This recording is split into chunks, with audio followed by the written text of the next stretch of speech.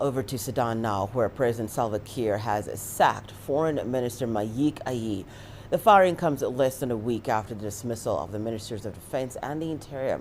President Kiir announced that Ayii's sacking on state television on Wednesday, giving no reason for his decision. Ayii has been a close ally of Kiir and previously served as a minister of the president's office.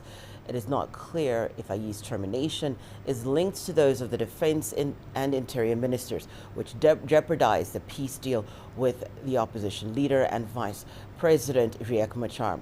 The deal between Kiir and Machar was signed in 2018, ending a 5-year-long civil war in which 40,000 people died. The implementation of the deal has been slow as disagreements over power sharing intensify. Kiir and Machar are expected to meet on Thursday to resolve the tensions.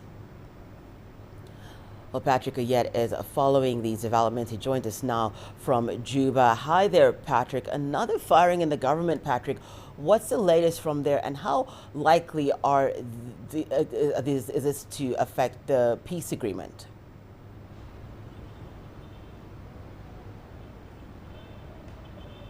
Hannah, yeah, this issue of, sacking officials is creating a lot of fear among South Sudanese people here.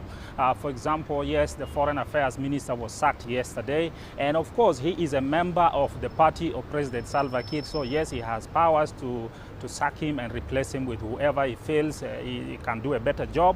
That's okay, but he has also gone ahead and also sacked some members of parliament who are belonging to another opposition group, this time not the opposition group led by Riek Machar, who is the vice president, but an opposition group known as Opposition Alliance. Their members have also been, some of their members have been removed from parliament and replaced. We have not yet received reaction from them, but definitely we expect later in the day or tomorrow we will have reaction from that opposition group.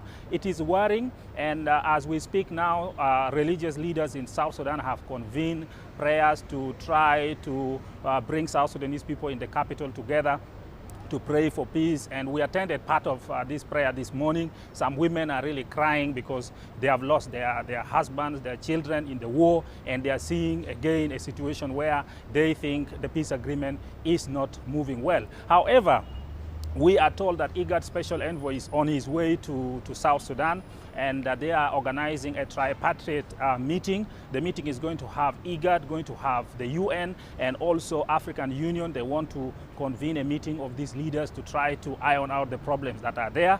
President Salva Kiir was supposed to meet with Riek Machar on Monday. That meeting did not take place. The meeting has been postponed. It was postponed to today. It did not take place. It has again been postponed to tomorrow. So yes, Hannah, the situation is worrying for many here.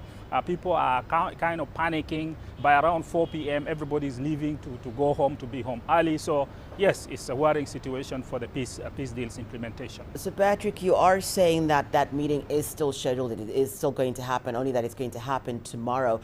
Can you tell us what is expected to come out of that meeting?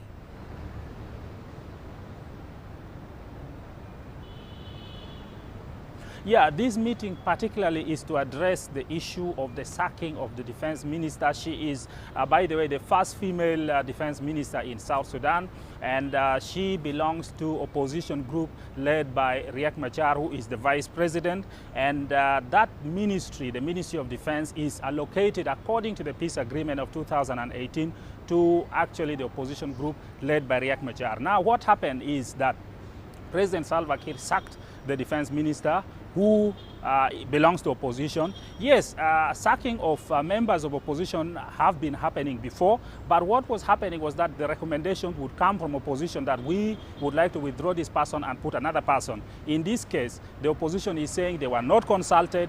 This decision was unilaterally made by the president. That's where the problem is. So the meeting is expected to address that.